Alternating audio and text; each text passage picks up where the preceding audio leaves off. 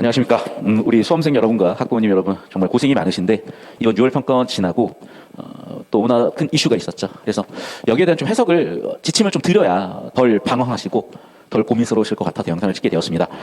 사실 저도 생각이 있어요. 하지만 이제 너무 정치적으로 해석되면 이게 또 그 정치적 메시지 때문에 우리가 이번 수능을 대비하기 위해 집중해야 되는 메시지들이 그 내용이 흐려지기 때문에 자 정치적인 색은 완전히 배제하고 보겠습니다. 자 일단 첫 번째, 저는 현행 수능 국어가 너무 이상적이라고 생각하는 이유가 있어요. 왜 그러냐면 자 저 끝까지 가볼게요. 우리 끝까지 잡아주세요. 우리 번교과적 소재를 출제하는 게 왜 괜찮냐면요, 그냥 번교과적 소재를 출제하는 게 아니에요. 지금 전세 사기 횡행해서 문제되고 있죠. 자 부동산 매매 계약했을 때 사기당하면 진짜 전 재산 날리는 거예요. 그래서 실제로 지금 굉장히 안타까운 일들도 최근 많이 벌어지고 있습니다. 지금처럼 자산 가치가 하락되는 시기예요. 또 자산 가치가요, 미국 연준의 금리의 상승이냐 하락이냐 유지냐 결정에 따라서 자산 가치도 바뀌거든요. 그러면 이 현대 자본주의 사회를 법치 국가를 살아감에 있어서 기본적인 법적인 마인드들, 뭐 리걸 마인드라고 할 수 있겠는데 뭐 전공자 입장에서 리걸 마인드는 아니더라도 법치주의 국가를 살아감에 있어서 시민들이 가져야 되는 법적인 상식들. 두 번째, 자본주의 사회에서 경제 모르면 그것도 생존이 불가능하거든요. 그래서 자본주의 사회를 살아가기 위해선 기본적인 경제적 관점들. 마지막으로 법과 경제로만 인간이 사는 건 아니잖아요. 그러면 인간에 대한 근본적인 고민, 철학이겠죠. 그러니까 얼마든지 지금 수능 국어는 그 역할을 정말 잘 해왔거든요. 특히나 여러분 이번 고1 시험에 나왔던 게 뭐냐면요, 고1 항상 첫 번째로 배우는 작품이 윤동주의 자화상이에요. 즉 고1 학생이 됐으니 이제 곧 성인이 되니 자아정체성 확립을 하는 것을 문학으로도 다루지만 칼 융과 프로이트의 정신분석학을 통해서 심리학적으로 이론적으로도 만들어가야 되는 그런 시기에 와 있는 거죠. 그런데 자꾸 이게 너무 어렵다 얘기할 수 있어요. 맞는데 우리가 지금 막 100년 전에 80%가 1차 산업화에 종사하고 농사만 지으면 되는 그런 시대가 아니잖아요. 50년 전에 산업화 시대여서 80%가 60%가 2차 산업, 그래서 공장 가서 노동자로 일하면 되는 그런 시대가 아니잖아요. 그러면 이 시대적 변화의 흐름에 맞춰서 과목들도 생겨나야 되고 하는데 뭐 갑자기 코딩 과목을 수능에 응시를 시킬 수는 없는 거잖아요. 그러면 결국 어떻게 합의가 된 거냐면, 자 수학은 수학 나름대로의 논리적 지식, 논리적 사고를 기르는 역할을 해요. 영어 당연히 글로벌 시대에 필요한 거죠. 그러면 결국에는 뭐냐, 국어라는 과목이 범교과를 다루는 범교과 도구교과로서 역할을 하고 있었던 거예요. 그러니까 융복합 소재를 다룰 수밖에 없었던 거죠 사실은. 그런데 그런 부분을 왜 그런 부분을 오해를 하셨는지는 뭐 제 추측은 있겠어. 근데 거기에 대해서 자꾸 얘기를 하는 거는 좀 바람직하지 못하다고 생각이 들어서 이쯤에서 좀 좁히고, 자 자꾸 이제 배경 지식이 너무 과하다 이런 얘기 하는데 철저하게 EBS 연기한다 그랬죠. 기출 문제연역이 낸다 그랬죠. 2개 넘는 게 없습니다. 특히나 이번 언론에서 얘기했던 것 중에 일부 오답률 높았던 질문 중에 뭐가 있었냐, 질점이라는 게 설명 없이 들어가 있다, 알아야 된다. 아이고 제발 좀요. 자 보세요.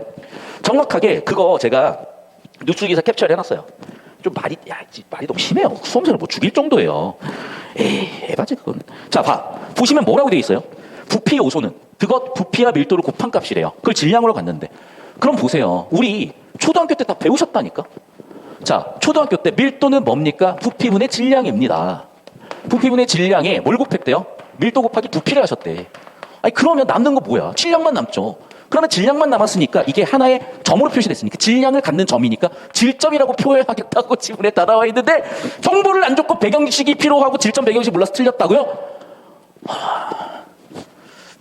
그 요즘 애들 말로 빡대가 뭐 그런 표현을 써요.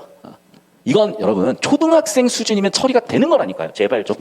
초등학생 수준이면은 이걸 모른다? 오히려 고3 때 가르쳐서 사회에 내보내야 이 친구가 제대로 살아갈 거 아닙니까? 그게 생존 지식이고 생존 능력인데. 자 우리가 선사시대 태어났으면요, 수렵체적 능력이 없으면 사망이에요. 조선시대 농경 능력 없었으면 사망이에요. 지금은 당연히 지식 정보 처리 능력 없으면 사망이에요. 도대체 무슨 과목으로 그거 길러주실 건데요? 국어였다니까. 그런데 국어 비문학 소재에 융복합 내면 안 된다. 이건 정말 전문가 입장에서는 좀 납득하기 힘듭니다. 그럼에도 불구하고 우리나라는 헌법에 의해서 정치적 권력과 국민의 의사에 의해 선출된 대통령제 국가고, 따라서 실무자들께서 설득을 하실 수 있다면요, 예년처럼 출제될 가능성이 있지만 얘는 가능성이 가장 낮아 보이고, 그렇다면 24학년도 6월 평가원 기조에 최근의 이슈를 반영하게 되면 아마도 이런 예측이 가능합니다. 첫 번째요. 자 독서는 변별력을 낮출 수밖에 없을 거고, 그러다 보니까 번교과 소재는 못 내지 않을까. 그러면 대안으로 낼 수 있는 건 뭐냐면 문학, 비평 또는 이론이 나올 수도 있고 언어학 소재가 나올 수도 있어요. 그런데 이것들도 마찬가지로 아무 데서나 나오는 게 아니라 국어학과 관련된 연구 논문들에서 학생 수준에서 해석할 수 있게 처리를 하셔서 내시겠죠. 두 번째는 뭐냐면 문학 그리고 문법에서 좀 기상천외한 신유형을 내실 수밖에 없어요. 그리고 접근법이라든지 해석이 많이 달라질 겁니다. 이유는 왜 그런 거냐? 자, 이 이슈에 대해서 교육부 장관님 해석이 있었죠. 뭐가 문제다? 킬러 문제 내지 마라. 하지만 변별력은 유지를 해라. 그러면 킬러 문제라고 지목됐던 것들이 번역가 소지니까 어쩔 수 없이 여기는 날아가야 될 것 같아요. 그런데 변별력을 갖춰야 된다면요?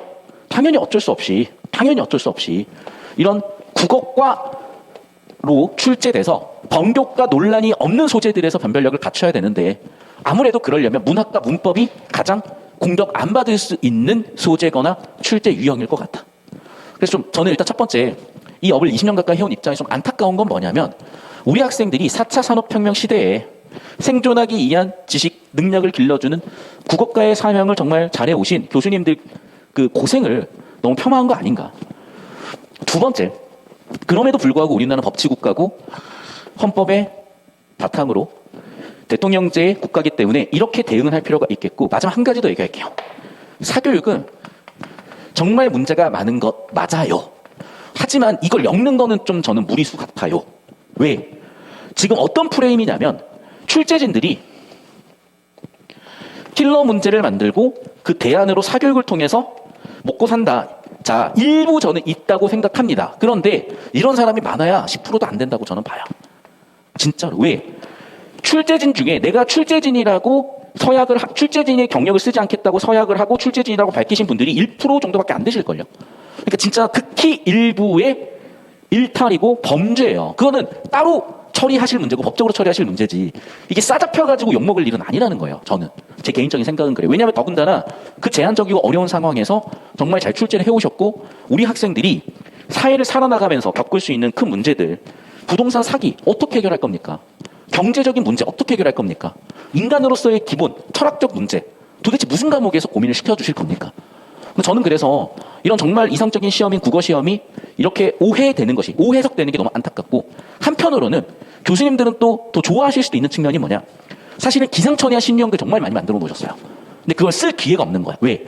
시험이라는 건 기본적으로 예측 가능성이 있어야 되거든. 그래야 사용자들한테 욕을 안 먹어요. 그러니까 실제로 이런저런 시도를 하시려다가 학생들의 반발이 생겨. 그래서 출제했던 유형만 다시 출제하시게 된 거거든요. 그런데 오히려 지금처럼 길을 열어주신 거죠. 왜? 독서 본교과 내지 마. 그럼 어떡해? 변별력 없어지는데? 근데 변별력은 갖춰. 아, 오케이. 그러면 신유형. 애들이 듣도 보도 못한 신유형을 몽창 낼 수밖에 없겠죠. 변별력 갖춰야 되니까. 그래서 저는 이게 참 우려돼요. 그래서 제가 유튜브로 계속해서 영상을 올려드리기도 하는 겁니다. 자, 제가 우리 현장 강의 학생들 커리큘럼 그대로 올려드려봐요. 어차피 잘 안 따라옵니다. 따라오실 분들은 따라오실 수 있어요. 자세히 들여다보시면 따라오는 방법들이 있습니다. 근데 그게 아닌 학생들을 위해서도 제가 지문 하나하나 문제 하나하나를 따로 해석할 수 있는 힌트를 잡아보실 수 있는 영상을 계속 유튜브에 업로드 중이니까 잘 활용해 보시길 바라겠습니다. 다시 한번 얘기하지만 정치적인 문제는 저는 잘 모르겠어요. 그건 알아서들 생각하고 판단하시고 다만 대통령님 말씀을 해석을 해봤을 때 우리나라가 법치국가고 오케이 대의민주주의고 오케이 그러면 이렇게 출제될 수 있겠다. 한편으로는 전문성 있는 분들이 실무자들이 설득을 해주신 다음에 예년과 같은 출제 기조도 있을 수 있겠으나 현실적으로 그건 쉽지 않아 보인다. 자, 세부적으로는 킬러 난이도 낮추겠다. 킬러 없애겠다. 하지만 변별력은 유지하겠다. 요 정도로. 마지막으로 9월 평가원이 매우 중요해진 거죠, 그러면. 그래서 이 9월 시험을 기점으로 우리의 방향성이 이쪽일지가 결정이 될 거거든요. 그 대응도 제가 미리 해놨다가 부평 이후에 60일 정도밖에 안 남은 그 시점에 대응할 수 있는 자료와 영상들도 다 보내드리고 있으니까 활용 잘 해보십시오. 그리고 이제 나머지 저에 대한 소개라든지 제가 인터넷 강의를 처음 시작해서 지금까지 있었던 일이라든지 사실 솔직히 말씀드리면 문제 있는 거 맞아요. 정말 문제 있는 거 맞고 이 문제 해결하기 위한 방법도 분명히 있습니다만 이거는 사실 그렇잖아. 제가 사법개혁이라든지 검찰개혁이라든지 검경이라 아예 저 몰라요 솔직히. 저 압니까? 몰라요. 저 나름 사법시험 준비했었거든. 그래도 몰라. 나 잘 모르겠으니까 잘 모르겠고. 그런데 얘는 알아. 좀 떠들게요. 그래서 다시 한번 얘기하지만 좀 제 얘기가 우리 대의민주주의의 대표하시는 분들께 좀 닿았으면 좋겠고 그래서 이 수능 국어의 역할이 다시 한번 좀 강화됐으면 하는 바람이 있습니다. 그리고 당연히 공정해야죠. 당연히 사회학 조져야죠. 근데 약간 지금 맥이 이상해. 이게 여기서 여기로 불똥 튀는 거 조금 아니에요.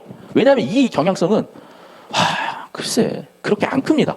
이게 그렇게 뭐 시험의 기조를 바꿔야 될 정도로 이게 싸잡힐 정도의 문제는 아닌데 항상 뭐 간신들이 있는 거니까 뭐 저는 그런 문제라고 보고 어쨌든 저희는 또 저희 나름대로 준비 잘 하면 되지 않겠습니까?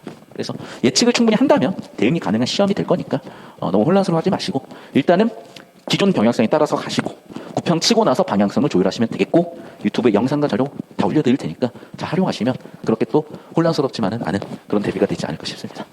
아무튼 정말 마음고생들 많으시고 한데 인생에 뭐 이럴 때도 있고 저럴 때도 있고 어떤 변수들에는 모든 사람들이 동일한 어려움을 갖고 있는 거니까 너무 나 때만 왜 이래 이렇게 생각할 필요 없고 그냥 의연하게 이 1년 잘 겪어보시고 그렇게 또 잘 겪은 친구들이 인생을 또 잘 살아갈 수 있는 거니까 인생 사는 과정이라고 생각하시고 대한민국 사람이라면 누구나 군대를 가는 것처럼 누구나 치르는 게 또 이 대입이라는 수능 관문이니 잘 겪어내시고 또 어른으로 잘 성장하셔서 인생 또 자기 인생 잘 살아보시길 응원하고 기원하는 또 그런 마음입니다. 고생들 많으실 거고 고생들 많이 해보셨고 조금만 버텨보시고 조금만 더 가봅시다. 수고 많으셨습니다.